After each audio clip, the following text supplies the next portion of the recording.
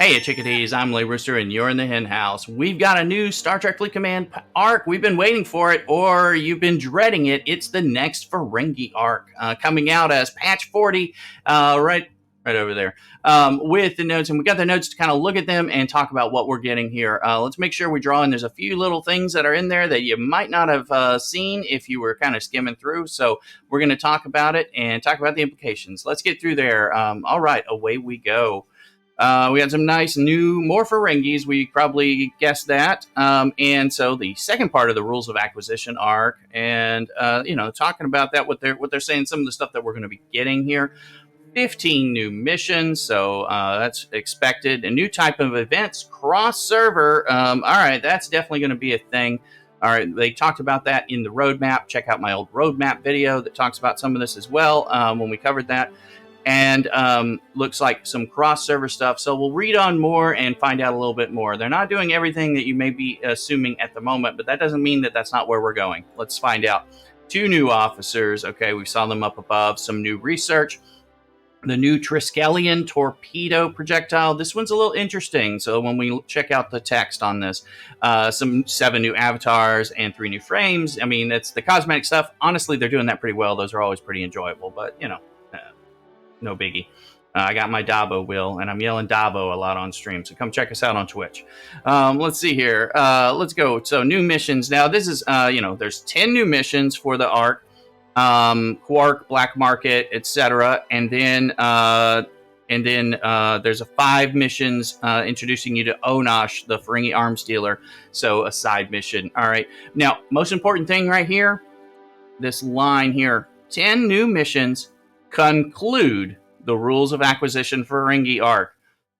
All right, unless the English is not right here, what we're dealing with is this is the final arc of the Ferengi arc. I may hear alleluias and praises going on. So if you were tired of the Ferengi arc after day 2 of the start of the first Ferengi arc, then you're not going to have to wait to see. 2 ears is enough for the Ferengi arc, is what it seems like. So it is going to be an abbreviated one. It has felt like filler, although there are some okay redeeming qualities about it. But it looks like we're not going to get the 3 that we normally expect to get at the very least. So we're going to find out that 2 sounds like the very least we're going to get. So that may be the biggest news for anyone related to this arc. So this should be the end, which we'll have to see if we're getting an arc store. I don't see any mention of an arc event store. And again, it is only 2. So that might be part of that justification, but we'll wait and see. All right. Cross-server leaderboard events. All right, so this is going to be a new thing. New cross-server leaderboard events allow you to compete against players across a different server in a single, simultaneous event. Where there's more fierce competition, there'll be greater rewards. Now it's your chance to show and prove you're the best in the galaxy. Okay, now we've had these in some other war-type games like Vikings. I remember that in particular, where we're competing. Now, one thing that'll make this interesting is, so it's saying leaderboard events, we're going to compete against another server. So pairing us up, if you've been in some of those games, put your comments down below about some of your experiences where you're our server, I'm on server 34 and 32. We might be competing against server, 15 or, 27 or something like that. So we'll see the pairing. I would imagine they're picking servers that have some similar age so that people have similar power levels and, and things like that. But you never quite know. And then what that one thing that does mean is if you're camping and using employing to be able to dominate certain events, although that still can be a great idea. We may find that you've got double the resistance because you've got all the other campers for your level from something for particular leaderboards. So they are implying that they're going to pay out even better.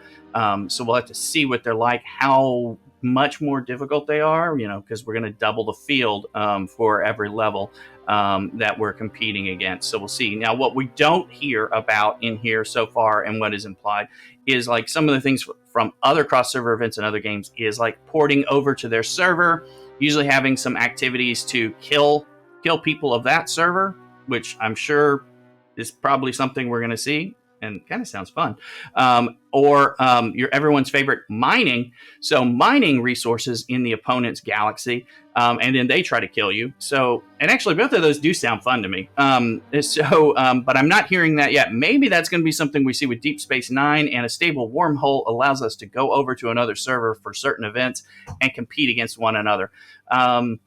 Could be. This will be interesting, and I can tell you it'll be interesting for row discussions. But we'll talk about that more when we're on my Twitch stream and my live YouTube stream. So make sure you follow and subscribe.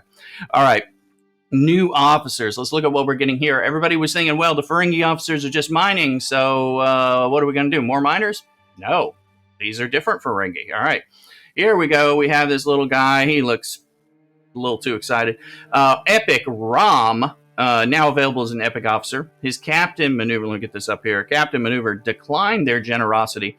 When attacking a station, Rom delays opponent's ship and defense platform weapon fire for 1 round. This ability does not gain synergy group benefits. So stacking a bunch of Ferengi on there is not going to make that better. You're going to get 1 round.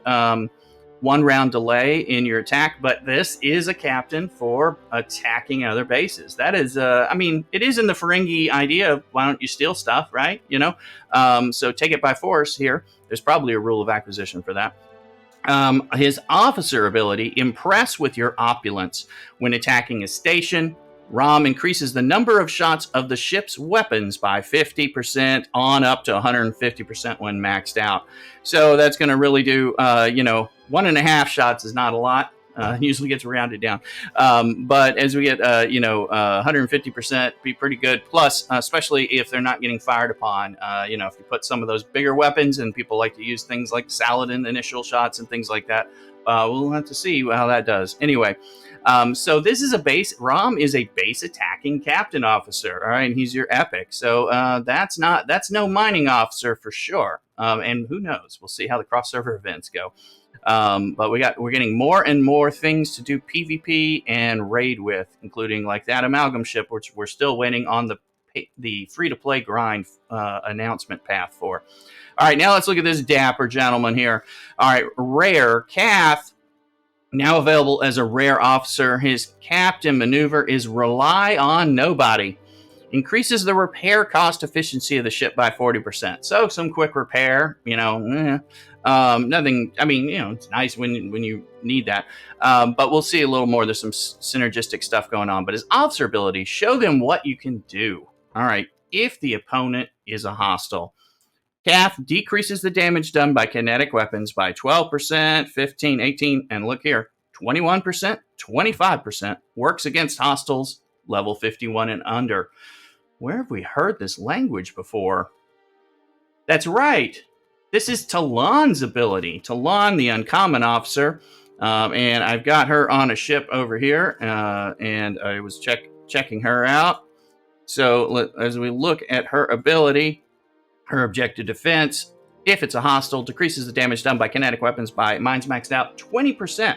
Works against hostiles of level 51 and under. Okay. That means this one, a rare versus an uncommon should be a lot better. The last 2 pieces get better than Talon. This is great news and something we have long thought that we wouldn't be able to get, but we also have been asking. So this makes Cath helpful for grinding those swarm, for grinding your Borg probes, and all interceptors in the hostile lower level ranges. All right, so and more effective. This is something people have asked about. They said, well, it's an uncommon. Why can't we get something that's better? And so this one will be as good or better once you build it up. So that's going to help with the hostile grind. So kudos to Scopely on that. We'll see what the process is. This is the officer that I'm going to want to get, so I can so I can hostile grind more effectively here. So I wonder, does that mean we have a chance of seeing somebody who works like Chen? The door is open, I would say, now with this. So, yay. All right, let's see. All right, new research. 3 new prime research nodes debut, unlocking significantly greater cargo capacity for Stella and Vidar, alongside massive reduction of repair costs. Notice we have a captain who reduces repair costs, and we're going to get a prime ship repairs, 100% to base cost. Remember, it's base cost. That means Scopely math is different than what you generally assume the math will be. So check that out before you shell that out. All right, Prime Stella cargo is increasing the Stella's max cargo by 400%, so that's a whopping amount. For those who are out there grinding long time, it'll let you stay out there longer. Prime Vidar cargo, increasing the Vidar's max cargo by 100%. Now, that's only 100%, but of course, that is doubling the cargo. The Vidar is known for having a stupendous amount of cargo relative to other warships, and it is, I think, the pirate ship of choice for grinding and attacking OPC miners. So you're now going to be able to double that out and see how that does. So that'll be good, especially with the number of like Latinum and ISO being very high when you're trying to pull some stuff. Not to mention if people are causing some trouble in the deeper spaces. But I don't want to go in there. People start yelling "row" very quickly as if they're singing "row, row, row your boat." Anyway, that's some of the stuff that's going on. Let's look at this epic projectile. This one is interesting. One, it's green and gold, and it looks neat. So props on the art. It says, celebrate St. Patrick's Day Ferengi style with the epic Triskelion Torpedo. A new epic projectile which will make anyone think twice about laying their hands on your precious cargo. And you're like, huh? What's it going to do? Well, this is what's the interesting part. Acquiring this projectile provides a permanent plus 20% protected cargo to all ships.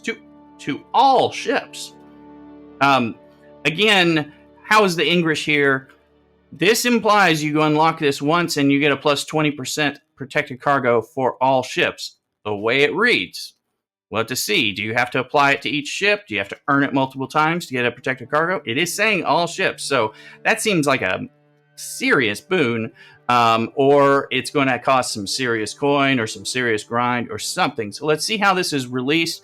And it is implying that it's going to be tied into the celebration of St. Patrick's Day. So it can't be something they're giving away for free, right? I mean, well, we got to see this. We'll be talking about it before. This is definitely something that if you don't care about projectiles for hostile stuff and everything, and you're a miner, if you do a lot of mining, you're going to want this projectile for sure. All right. I'm going to want this one for sure. That's for sure. Avatars. We are going to get some ROM and Rare Ferengi Officer, Ferengi St. Patrick's Day, cross-server event avatars, more cross-server events, epic ones, Planet Killer avatar based on the winner of the community avatar contest. Okay, so that's coming home to roost. All right. We'll get some frames for Ferengi St. Patrick's Day, more Ferengi, and epic Ferengi ears frame. Well, I'm interested. All right. Now, interesting stuff here in the improvements. Added an improvement to sort officers based on traits on the away team assignment screen. We've been asking for this. If you're saying yay, put some praise down in chat. All right. Improved drop-down list to be scrollable and prevent them from going off screen on lower resolution. Added memory full warnings and improved visibility protected, unprotected cargo. That's cool. Let's just look here. I was going into the officers to try to check this out because it's like we've been talking about the trait. So I said, let's go here and see where the trait is. No traits here. All right. So if you don't see it there, that's fine. Go in.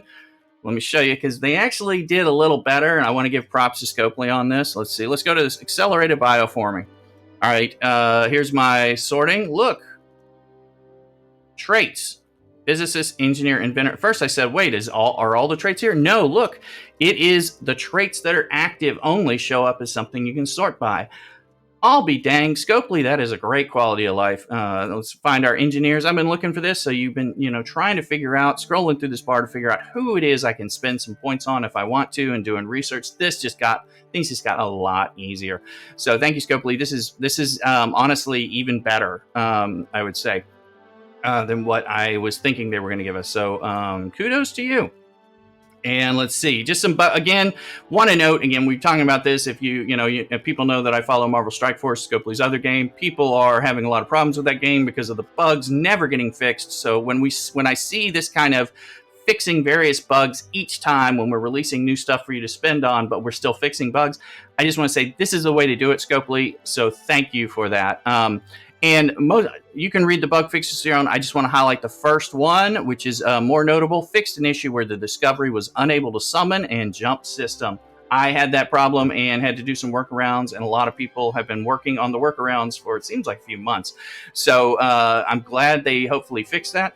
And so I hope you enjoy that. So what are you most excited for? What parts are good? I think there's some interesting stuff going in here, and I'm really waiting to see how the arc rolls out, to see how these things will really play out. Let me know, and if you found this at all helpful and everything, please remember to like this video. That's the thumbs up. Please smash the notification bell so you'll know when I post a new video or when I go live, because I do that. I live stream here on YouTube on Sunday mornings. And then also, please subscribe. We're pushing well over 500 subscribers at this point, and we want to push towards 1,000. I'm astounded by all your generosity in following and subscribing, and I appreciate it. And I hope you will become a subscriber if you're not one already. Share this with your alliance so that it can help them out, talking about this stuff, what's coming, and what to plan for. And check down in the links below of links to my Discord server, where you're welcome to come hang out and get some news and talk to other good people. No trolls allowed. And then also the links to my Twitch. I stream every day, 7 days a week, Star Trek Fleet Command content, barring the occasional announced break and vacation day. So usually in the evening, specific time after work, and all day Saturdays and Sundays, in addition to that YouTube stream. So check those out. Come give us a follow. We get into a lot of shenanigans on Twitch, and it's pretty fun. So I hope you'll join us. Make sure you let us know so I can give you a special shout out and a CockADoodle do.